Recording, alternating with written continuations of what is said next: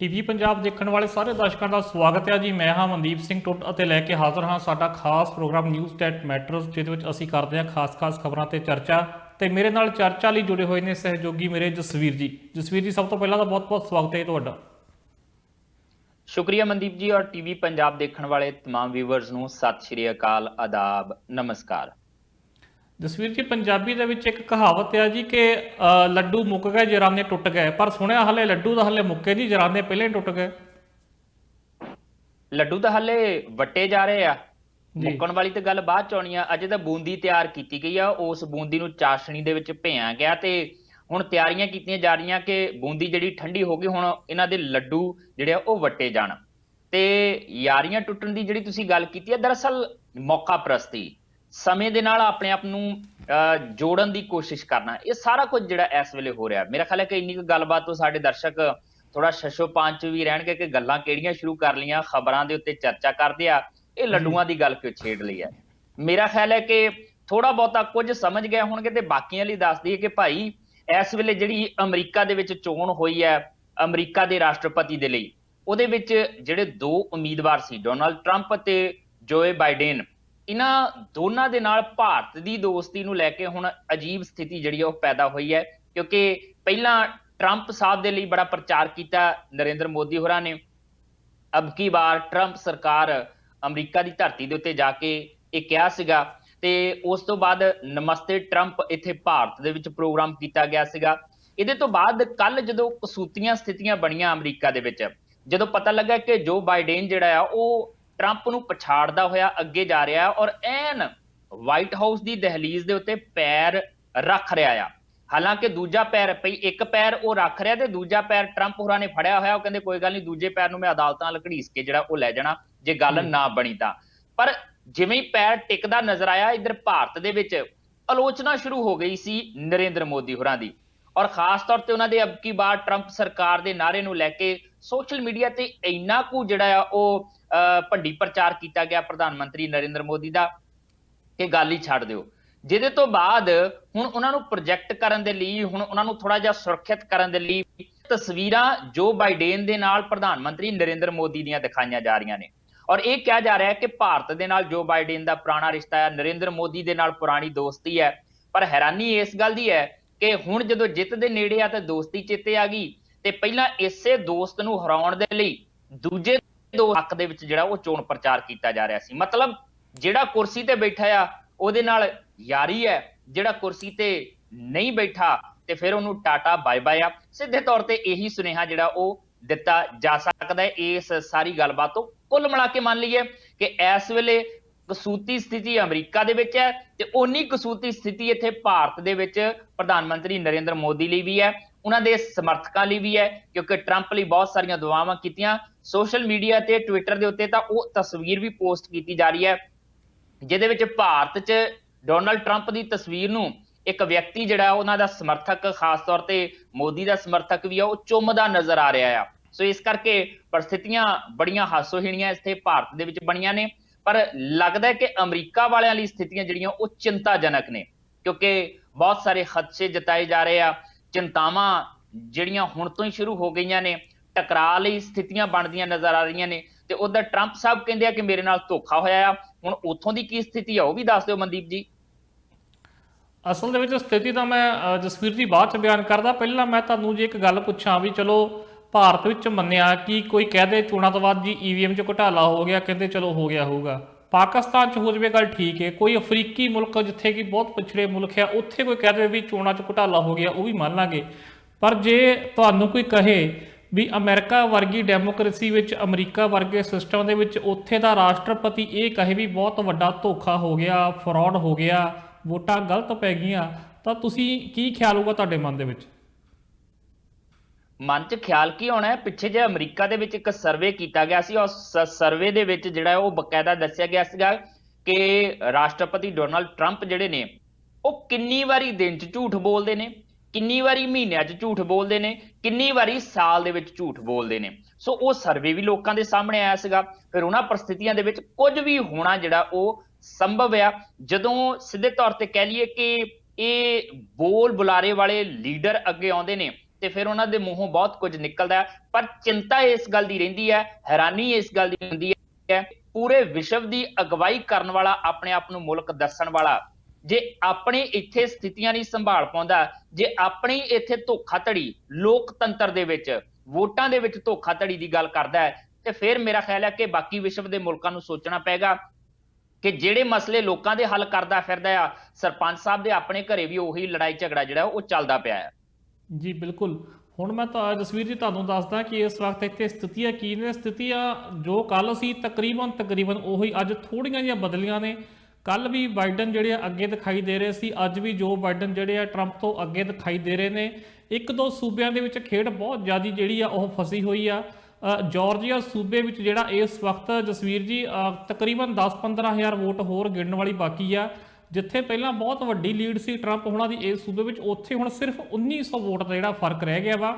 ਇਸੇ ਤਰ੍ਹਾਂ ਹੀ ਇੱਕ ਪੈਂਸਲਵੇਨੀਆ ਸੂਬਾ ਆ, ਉੱਥੇ ਕੱਲ ਤਾਂ ਟਰੰਪ ਹੋਣਾ ਦੀ ਤਕਰੀਬਨ 5-6 ਲੱਖ ਦੀ ਲੀਡ ਉਸ ਸੂਬੇ ਚੋਂ ਅੱਗੇ ਜਾ ਰਹੀ ਸੀ। ਇਸ ਵਕਤ ਉਸ ਜਿਹੜੀ ਲੀਡ ਆ ਮਹਿਜ 40-42 ਹਜ਼ਾਰ ਦੀ ਰਹਿ ਗਈ ਹੈ, ਤਾਂ ਹਾਲੇ ਵੀ ਕਾਫੀ ਗਿਣਤੀ 'ਚ ਵੋਟਾਂ ਉੱਥੇ ਗਿਣਨ ਵਾਲੀਆਂ ਬਾਕੀ ਨੇ। ਇਸ ਤੋਂ ਇਲਾਵਾ ਜੇ ਇਹਨਾਂ ਨੂੰ ਛੱਡ ਕੇ ਆਪਾਂ ਗੱਲ ਕਰ ਲਈਏ ਤਾਂ ਹਾਲੇ ਵੀ ਨਾਰਥ ਕੈਰੋਲੀਨਾ ਵਿੱਚ ਟਰੰਪ ਸਾਹਿਬ ਆਰਾਮ ਨਾਲ ਅੱਗੇ ਜਾ ਰਹੇ ਨੇ।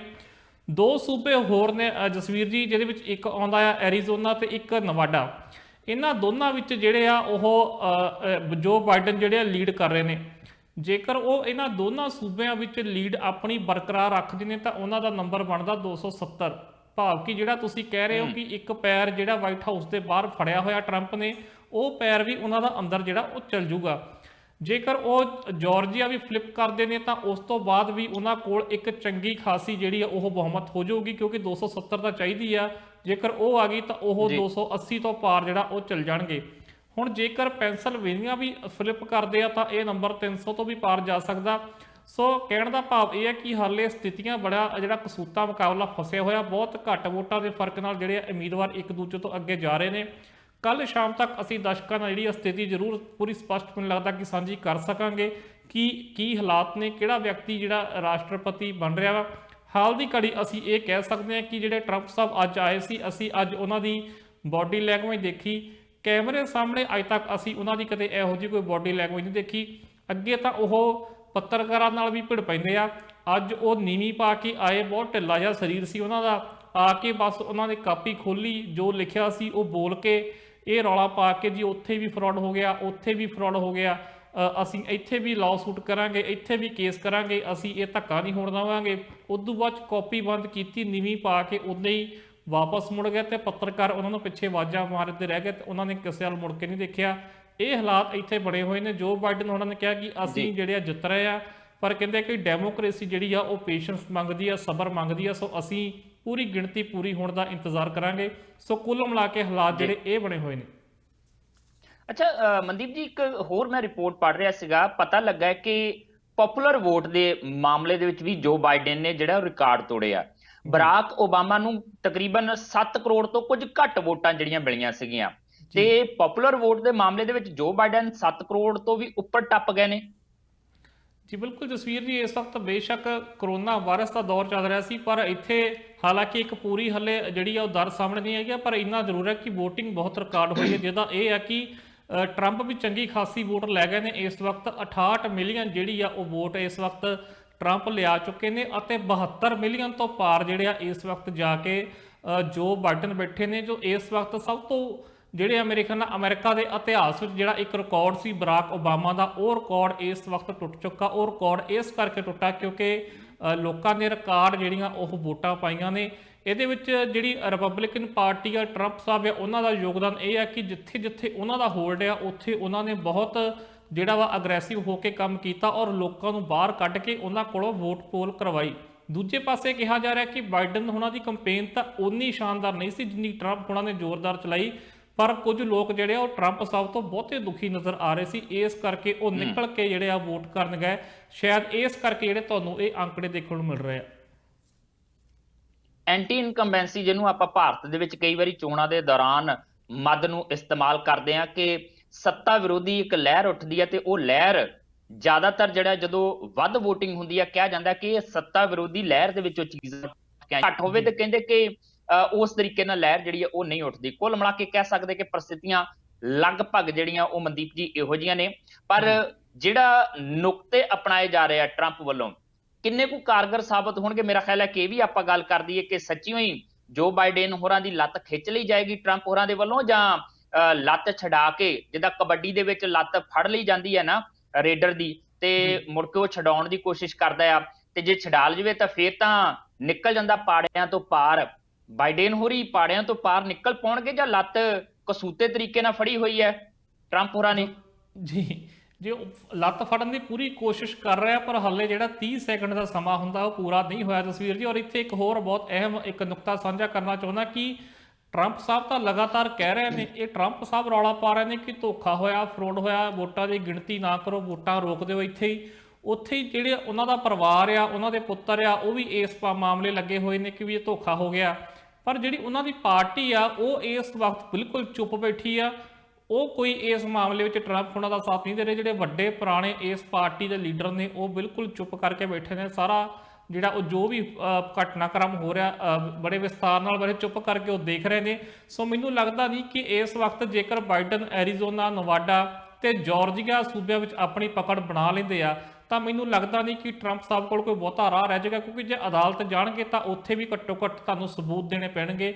ਇਹ ਨਹੀਂ ਕਿ ਜੇ ਉਹ ਟਰੰਪ ਸਾਹਿਬ ਪਿਛਲੇ ਮੌਜੂਦਾ ਰਾਸ਼ਟਰਪਤੀ ਨੇ ਜਾਂ ਉਹਨਾਂ ਨੇ ਕੋਈ ਜੱਜ ਨਿਯੁਕਤ ਕੀਤੇ ਨੇ ਤਾਂ ਉਹ ਉਹਨਾਂ ਦੇ ਹੱਕ 'ਚ ਫੈਸਲਾ ਸੁਣਾ ਦੇਣਗੇ। ਸੋ ਸਬੂਤਾਂ ਦੀ ਉੱਥੇ ਲੋੜ ਪਊਗੀ। ਸੋ ਮੈਨੂੰ ਲੱਗਦਾ ਕਿ ਸਬੂਤ ਜਿਹੜੇ ਆ ਉਹ ਇਹਨਾਂ ਨੂੰ ਇੰਨੇ ਸੌਖੇ ਨਹੀਂ ਮਿਲਣਗੇ, ਸ਼ਾਇਦ ਸਬੂਤ ਹੋਣ ਵੀ ਨਾ, ਕਿਉਂਕਿ ਟਰੰਪ ਸਾਹਿਬ ਇਸ ਵਕਤ ਜਿੱਥੇ ਜਿੱਥੇ ਹਾਰ ਰਹੇ ਨੇ ਉੱਥੇ ਹੀ ਲੱਗਦਾ ਉਹਨਾਂ ਨੂੰ ਕਿ ਫਰਾਡ ਹੋਇਆ। ਬਾਕੀ ਸਾਰਿਆਂ ਥਾਵਾਂ ਤੇ ਜਿਹੜੇ ਹਾਲਾਤ ਬਿਲਕੁਲ ਠੀਕ ਠਾਕ ਲੱਗ ਰਹੇ ਆ। ਖੈਰ ਜਸਵੀਰ ਜੀ, ਅਮਰੀਕਾ ਦੀ ਸਿਆਸਤ ਤੇ ਆਪਾਂ ਲਗਾਤਾਰ ਅਪਡੇਟ ਦੇ ਰਹੇ ਹਾਂ ਤੇ ਦਿੰਦੇ ਰਹਾਂਗੇ। ਮੈਂ ਚਾਹੁੰਦਾ ਕਿ ਗੱਲ ਹੁਣ ਆਪਾਂ ਥੋੜੀ ਪੰਜਾਬ ਦੀ ਕਰ ਲਈਏ।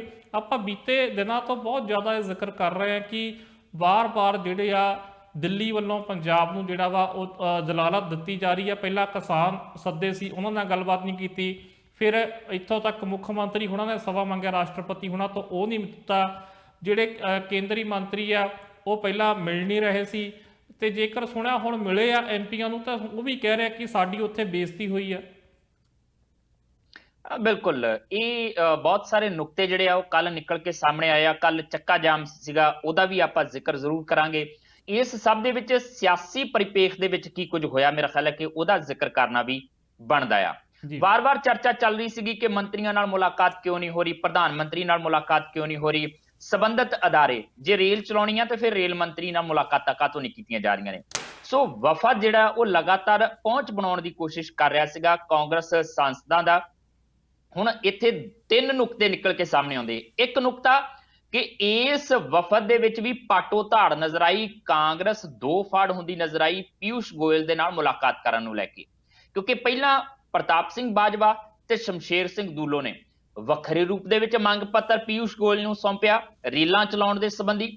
ਉਸ ਤੋਂ ਬਾਅਦ ਜਿਹੜਾ ਆ ਉਹ ਬਕਾਇਦਾ 3 ਸਾਂਸਦ ਜਿਹੜੇ ਨੇ, ਰਵਨੀਤ ਬਿੱਟੂ ਹੋਰੀ, ਚੌਧਰੀ ਸੰਤੋਖ ਹੋਰੀ ਔਰ ਔਜਲਾ ਸਾਹਿਬ, ਇਹ ਤਿੰਨੋਂ ਜਣੇ ਸਾਂਸਦ ਵੱਖਰੇ ਤੌਰ ਤੇ ਮਿਲ ਕੇ ਆਏ। ਇਹਨਾਂ ਨੇ ਵੱਖਰਾ ਨੁਕਤਾ ਰੱਖਿਆ।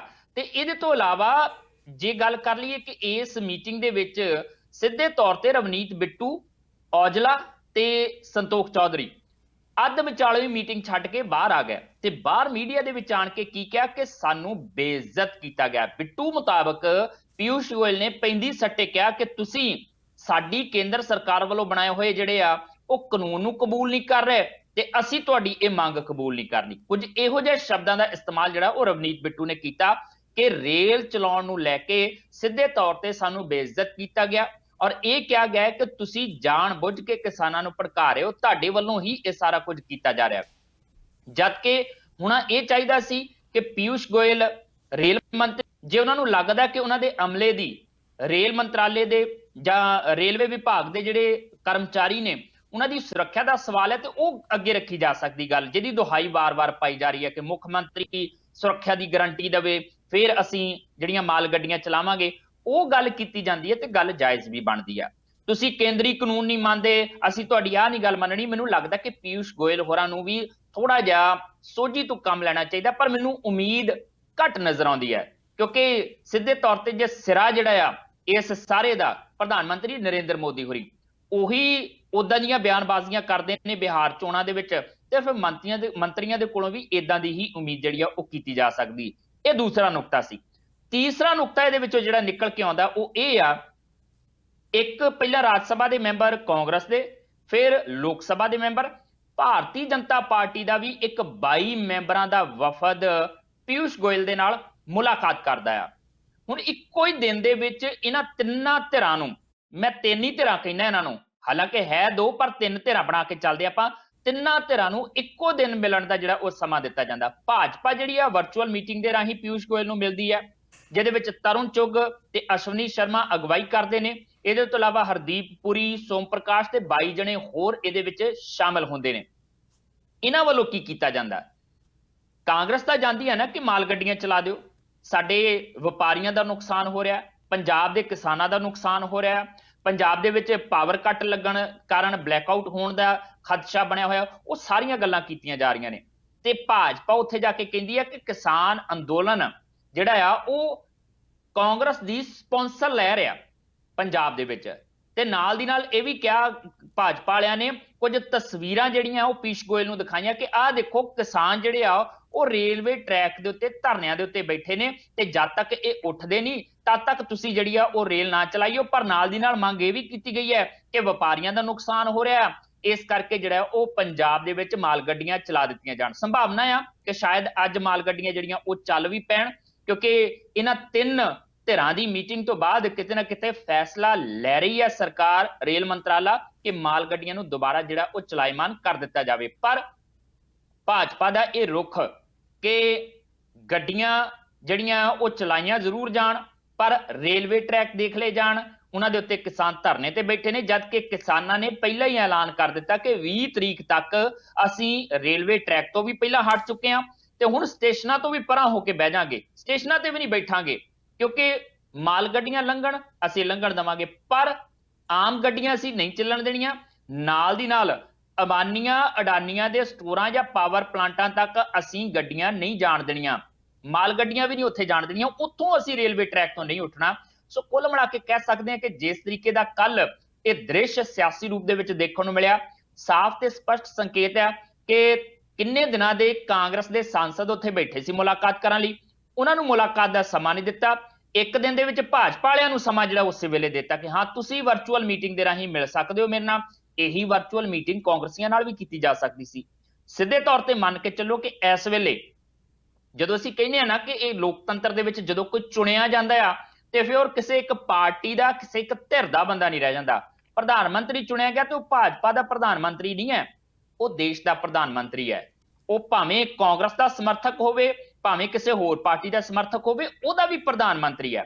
ਜੇ ਕੋਈ ਮੁੱਖ ਮੰਤਰੀ ਚੁਣਿਆ ਜਾਂਦਾ ਤੇ ਫਿਰ ਸੂਬੇ ਦਾ ਮੁੱਖ ਮੰਤਰੀ ਹੁੰਦਾ, ਕਿਸੇ ਇੱਕ ਪਾਰਟੀ ਦਾ ਮੁੱਖ ਮੰਤਰੀ ਨਹੀਂ ਹੁੰਦਾ। ਇਸੇ ਤਰੀਕੇ ਨਾਲ ਮੰਤਰੀ ਵੀ ਉਹ ਵਿਭਾਗ ਦੇ ਮੰਤਰੀ ਹੁੰਦੇ, ਕਿਸੇ ਪਾਰਟੀ ਦੇ ਮੰਤਰੀ ਨਹੀਂ ਹੁੰਦੇ। ਪਰ ਇਸ ਮਾਮਲੇ 'ਚ ਮੈਨੂੰ ਲੱਗਦਾ ਹੈ ਕਿ ਕਿਤੇ ਨਾ ਕਿਤੇ ਕੇਂਦਰ ਸਰਕਾਰ ਆਪਣੇ ਆਪ ਦੇ ਲਈ ਇਹ ਜਿਹੜਾ ਰੱਖ ਕੇ ਬੈਠੀ ਹੈ ਕਿ ਅਸੀਂ ਸਿਰਫ ਭਾਜਪਾਈਆਂ ਦੇ ਲਈ ਮੰਤਰੀਆਂ, ਭਾਜਪਾਈਆਂ ਲਈ ਪ੍ਰਧਾਨ ਮੰਤਰੀਆਂ, ਬਾਕੀਆਂ ਨੂੰ ਤਾਂ ਅਸੀਂ ਆਪਣੇ ਲਾਗੇ ਨਹੀਂ ਲੱਗਣ ਦੇਣਾ। ਮੈਨੂੰ ਲੱਗਦਾ ਕਿ ਇਹ ਜਿਹੜਾ ਰਵੱਈਆ ਕੋਈ ਬਹੁਤਾ ਠੀਕ ਨਹੀਂ ਹੈ।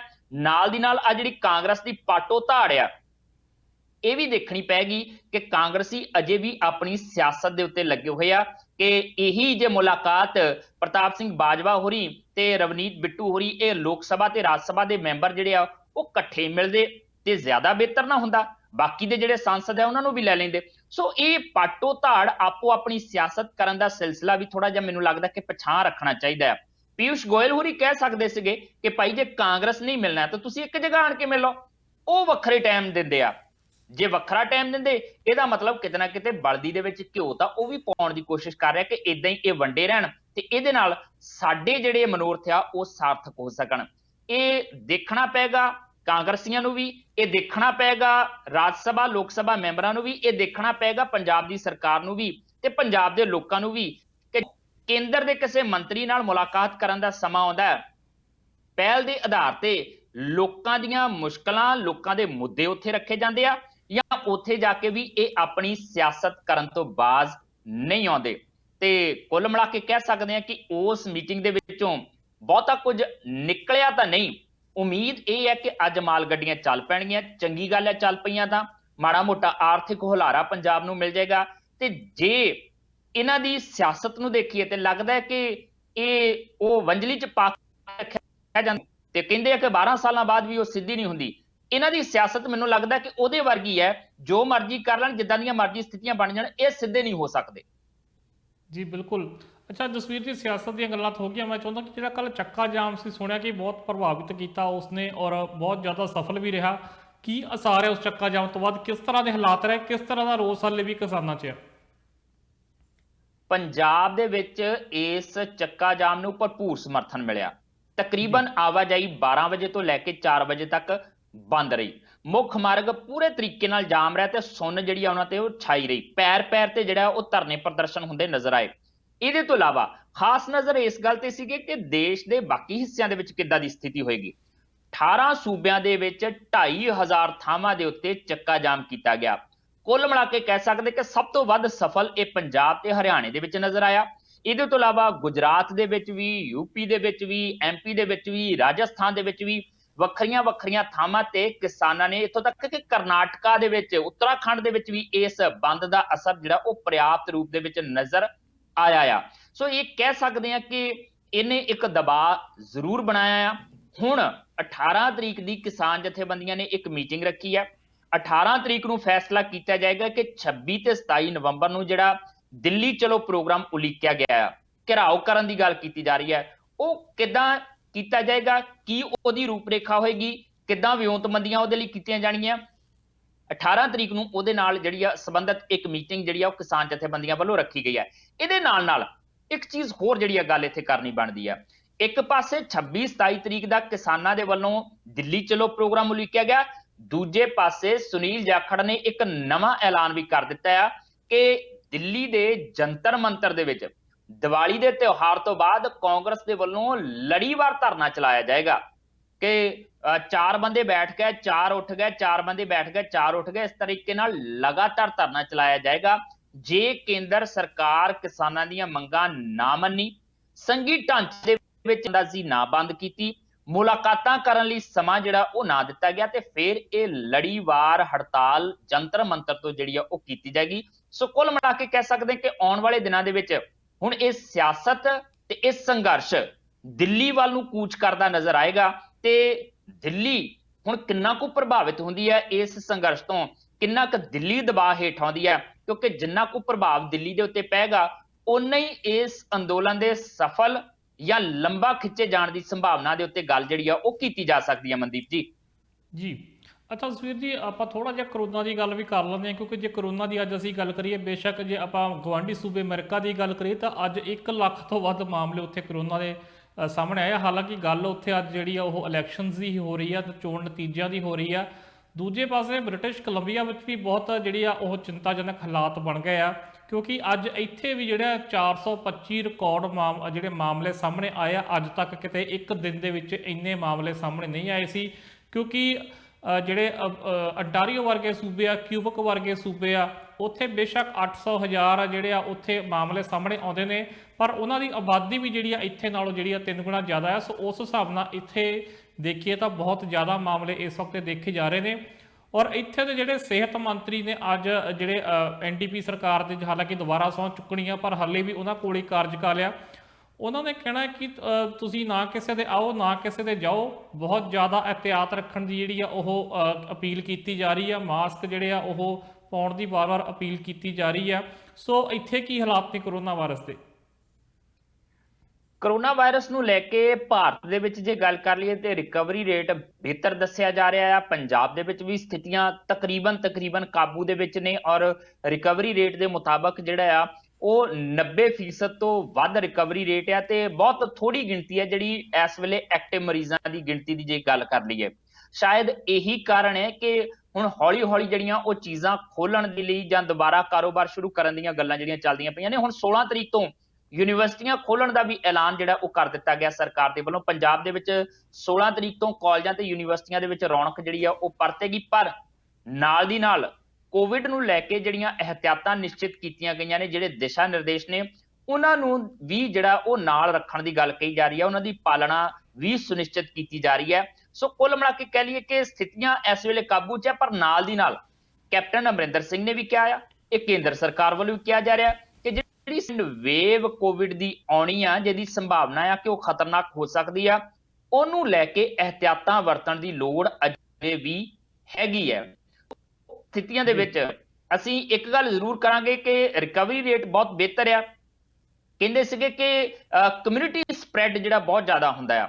ਹੁਣ ਪਤਾ ਨਹੀਂ ਇਹ ਗੱਲ ਸੱਚ ਹੈ ਝੂਠ ਹੈ, ਇਹਨੂੰ ਕਿਸ ਤਰੀਕੇ ਨਾਲ ਲਿਆ ਜਾਵੇ ਕਿ ਹੁਣ ਜਿੰਨੇ ਪੰਜਾਬ ਦੇ ਵਿੱਚ ਰੋਸ ਧਰਨੇ ਹੋ ਰਹੇ ਨੇ, ਜਿਸ ਤਰੀਕੇ ਨਾਲ ਇਕੱਠ ਹੋ ਰਹੇ ਨੇ, ਜਿਸ ਤਰੀਕੇ ਨਾਲ ਇਹ ਲੀਡਰ ਜਿਹੜੇ ਆ ਕਦੀ ਧਰਨਾ ਦਿੰਦੇ ਆ, ਜੁੜ ਕੇ ਬੈਠੇ ਸੀ ਨਾ ਕੈਪਟਨ ਅਮਰਿੰਦਰ ਸਿੰਘ ਹੋਰਾਂ ਦੇ ਆਲੇ ਦੁਆਲੇ, ਇੱਕ ਪਾਸੇ ਪਰਮਿੰਦਰ ਢੀਂਡਸਾ ਬੈਠਾ ਸੀ, ਇੱਕ ਪਾਸੇ ਸੁਖਪਾਲ ਖਹਿਰਾ ਬੈਠਾ ਸੀ, ਐਨ ਫਸ ਕੇ ਸਾਰੇ ਜਣੇ ਬੈਠੇ ਸੀ ਕਾਂਗਰਸ ਦੇ ਲੀਡਰ ਜਿੰਨੇ ਵੀ ਸੀਗੇ ਉੱਥੇ ਦਿੱਲੀ ਦੇ ਜੰਤਰ ਮੰਤਰ ਦੇ ਵਿੱਚ। ਉਦੋਂ ਕਿਸੇ ਕਿਸਮ ਦੇ ਕਰੋਨਾ ਦੀ ਖੌਫ ਨਹੀਂ ਸੀਗਾ। ਹੁਣ ਇਹਨਾਂ ਧਰਨਿਆਂ ਦੇ ਵਿੱਚ ਕਰੋਨਾ ਦਾ ਖੌਫ ਨਹੀਂ ਆ। ਉਸ ਵੇਲੇ ਦੋ ਬੰਦਿਆਂ ਨੂੰ ਮਿਲਣ ਵੀ ਨਹੀਂ ਦਿੱਤਾ ਜਾ ਰਿਹਾ ਸੀਗਾ ਕਿ ਇਹਦੇ ਨਾਲ ਕਰੋਨਾ ਜਿਹੜਾ ਉਹ ਫੈਲ ਸਕਦਾ ਹੈ।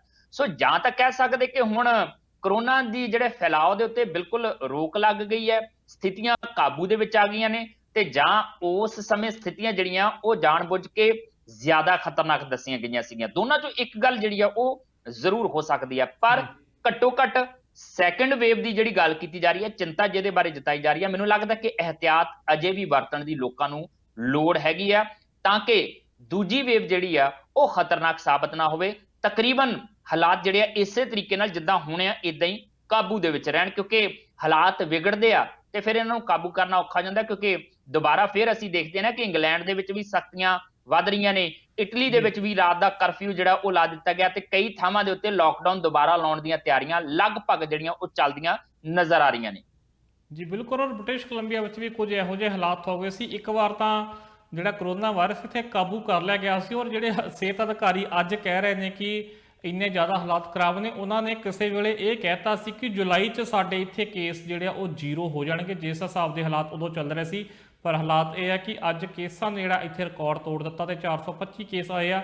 ਖੈਰ ਜਸਵੀਰ ਜੀ, ਸਮਾਂ ਥੋੜਾ ਜਿਹਾ ਹਲੇ ਆਪਣੇ ਕੋਲ ਹੋਰ ਹੈਗਾ, ਸੋ ਮੈਂ ਚਾਹੁੰਦਾ ਕਿ ਜਾਂਦਿਆਂ ਦੇ ਖਬਰ ਤੇ ਇੱਕ ਚਰਚਾ ਕਰ ਲਈਏ ਕਿ ਪਾਕਿਸਤਾਨ ਦੇ ਵਿੱਚ ਸਿੱਖ ਗੁਰਧਾਮਾਂ ਜਿਹੜੇ ਆ ਉਹਨਾਂ ਦੀ ਚਰਚਾ ਹੁੰਦੀ ਰਹਿੰਦੀ ਆ। ਔਰ ਕੱਲ ਇੱਕ ਅਜਿਹੀ ਖਬਰ ਆਈ ਜਿਸ ਤੋਂ ਬਾਅਦ ਬਹੁਤ ਜ਼ਿਆਦਾ ਬਵਾਲ ਮਚਿਆ ਹੋਇਆ, ਜਿਹਦੇ ਵਿੱਚ ਇਹ ਕਿਹਾ ਜਾ ਰਿਹਾ ਕਿ ਸਿੱਖਾਂ ਕੋਲੋਂ ਉੱਥੋਂ ਦੇ ਗੁਰਧਾਮਾਂ ਦਾ ਜਿਹੜਾ ਕੰਟਰੋਲ ਆ ਉਹ ਖੋਲਿਆ ਗਿਆ ਵਾ। ਸੋ ਇਸ ਖਬਰ ਦੇ ਪਿੱਛੇ ਕੀ ਗੱਲਬਾਤ ਹੈ ਤੇ ਕਿਸ ਤਰ੍ਹਾਂ ਦੀ ਪ੍ਰਤੀਕਿਰਿਆ ਆ ਰਹੀ ਹੈ? ਖਾਸ ਤੌਰ ਤੇ ਸਿੱਖਾਂ ਦੀ ਚਿਰੋਕਣੀ ਮੰਗ ਤੋਂ ਬਾਅਦ ਜਿਹੜਾ ਆ ਖੋਲਿਆ ਗਿਆ ਗੁਰਦੁਆਰਾ ਸ਼੍ਰੀ ਕਰਤਾਰਪੁਰ ਸਾਹਿਬ, ਇਹਦੀ ਜਿਹੜੀ ਪੂਰਾ ਕਹਿ ਸਕਦੇ ਕਿ ਰੱਖ ਰਖਾਵ ਦਾ ਜ਼ਿੰਮਾ ਆ, ਉਹਦੇ ਬਾਰੇ ਚਰਚਾ ਚੱਲੀ ਕਿ ETBP ਜਿਹੜੀ ਉੱਥੋਂ ਦੀ ਪ੍ਰੋਜੈਕਟ ਮੈਨੇਜਮੈਂਟ ਯੂਨਿਟ ਆ, ਉਹਨੇ ਉਹ ਪੂਰਾ ਸਾਰਾ ਕੁਝ ਆਪਣੇ ਹੱਥਾਂ ਦੇ ਵਿੱਚ ਲੈ ਲਿਆ। ਔਰ ਇਸ ਤੋਂ ਬਾਅਦ ਜਿਹੜਾ ਆ ਉਸ ਬਾਰੇ ਵੀ ਚਰਚਾ ਚੱਲ ਪਈ ਕਿ ਉਸ ETBP ਦੇ ਵਿੱਚ ਜਿਹੜੀ 9 ਮੈਂਬਰੀ ਕਮੇਟੀ ਬਣਾਈ ਗਈ ਹੈ, 9 ਮੈਂਬਰੀ ਯੂਨਿਟ ਬਣਾਇਆ ਗਿਆ, ਉਹਦੇ ਵਿੱਚ ਇੱਕ ਵੀ ਸਿੱਖ ਨਹੀਂ ਆ। ਉੱਥੋਂ ਦੀ ਪਾਕਿਸਤਾਨ ਗੁਰਦੁਆਰਾ ਪ੍ਰਬੰਧਕ ਕਮੇਟੀ ਦਾ ਇੱਕ ਵੀ ਮੈਂਬਰ ਨਹੀਂ ਆ। ਤੇ ਉਹਨਾਂ ਹਾਲਾਤਾਂ ਦੇ ਵਿੱਚ ਸਿੱਧੇ ਤੌਰ ਤੇ ਕਹਿ ਲਿਆ ਜਾਵੇ ਕਿ ਗੁਰਧਾਮਾਂ ਦਾ ਜਿਹੜਾ ਉਹ ਪ੍ਰਬੰਧ ਆ, ਸਰਕਾਰ ਜਿਹੜੀ ਆ ਪਾਕਿਸਤਾਨ ਦੀ, ਇਮਰਾਨ ਖਾਨ ਦੀ, ਉਹ ਆਪਣੇ ਹੱਥਾਂ ਦੇ ਵਿੱਚ ਲੈ ਰਹੀ ਆ। ਬਹੁਤ ਆਲੋਚਨਾ ਹੋਈ ਇਸ ਗੱਲ ਦੀ, ਜਿਵੇਂ ਇਹ ਖਬਰ ਨਿਕਲ ਕੇ ਸਾਹਮਣੇ ਆਈ। ਗੋਬਿੰਦ ਸਿੰਘ ਲੌਂਗੋਵਾਲ ਹੋਰਾਂ ਨੇ ਇਹਦੀ ਆਲੋਚਨਾ ਕੀਤੀ ਕਿ ਇਹ ਗਲਤ ਕੀਤਾ ਜਾ ਰਿਹਾ, ਘੱਟ ਗਿਣਤੀ ਕੌਮ ਦੇ ਹੱਕਾਂ ਦੇ ਉੱਤੇ ਡਾਕਾ ਇਹਨੂੰ ਮੰਨਿਆ ਜਾਏਗਾ। ਇਹਦੇ ਤੋਂ ਇਲਾਵਾ ਬੀਬੀ ਹਰਸਿਮਰਤ ਕੌਰ ਬਾਦਲ ਨੇ ਇਹਦੀ ਆਲੋਚਨਾ ਕੀਤੀ, ਕਾਂਗਰਸ ਦੇ ਵੱਲੋਂ ਆਲੋਚਨਾ ਕੀਤੀ ਗਈ, ਬਾਕੀ ਜਿੰਨੇ ਸਿਆਸੀ ਲੀਡਰ ਆ ਸਾਰਿਆਂ ਨੇ ਇੱਕ ਇੱਕ ਕਰਕੇ ਇਹਦੇ ਖਿਲਾਫ ਬਿਆਨਬਾਜ਼ੀਆਂ ਜਿਹੜੀਆਂ ਉਹ ਦਾਗੀਆਂ।